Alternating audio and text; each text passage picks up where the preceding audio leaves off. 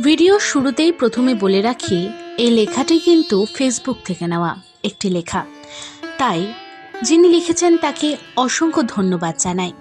চলুন আজকে আমরা জানব নীল ষষ্ঠীর অজানা কাহিনী এবং ব্রতের নিয়ম। চৈত্র মাসের কাঠফাটা রোদ, চারপাশে গরমে খাঁ খাঁ করছে, তবুও মায়ের মুখে এক ফোঁটা জল নেই। দিনভর উপোস করে সন্ধ্যের পর শিবের মাথায় জল ঢেলে তবেই তারা অন্ন জল গ্রহণ করেন। কিন্তু কেন, কিসের এত টান, কিসের এত বিশ্বাস? আজ আপনাদের শোনাবো এমন এক গল্প যা শুনলে আপনারও গায়ে কাটা দেবে। জানাবো নীল ষষ্ঠীর সেই অজানা কাহিনী যা প্রতিটা মায়ের জানা উচিত। তবে বলবো, ভিডিওটি শুরু করার আগে চ্যানেলটিকে সাবস্ক্রাইব করে পাশে থাকবেন, কমেন্টে লিখবেন হর হর মহাদেব। গল্পটা অনেক অনেক দিন আগের।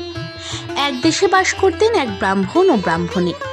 তারা ছিলেন চরম ঈশ্বর ভক্ত। 12 মাসে 13 পার্বণ, কোনো ব্রত বা পুজোই তাদের বাদ যেত না। কিন্তু ভাগ্যের নির্মম পরিহাসে তাদের একটি সন্তানও বাঁচত না। জন্ম নেওয়ার কিছুদিনের মধ্যেই কোল খালি করে মৃত্যুর কোলে ঢলে পড়ত। শোকে, দুঃখে আর ক্ষোভে একদিন ব্রাহ্মণী কেঁদে উঠলেন, সবই মিথ্যে। এত পুজো, এতবার ব্রত করে কি পেলাম? ঠাকুর দেবতা বলে কেউ নেই। দুঃখে অভিমানে তারা ঠিক করলেন সব ছেড়ে ছুড়ে দিয়ে তারা কাশী চলে যাবেন। মনের জ্বালায় একদিন নদীর তীরে এসে তারা জীবন শেষ করে দেওয়ারও সিদ্ধান্ত নিলেন। ঘাটের ধারে বসে দুজন যখন হাউ হাউ করে কাঁদছেন, তখন সেখানে এলেন এক বৃদ্ধা। জিজ্ঞাসা করলেন, কি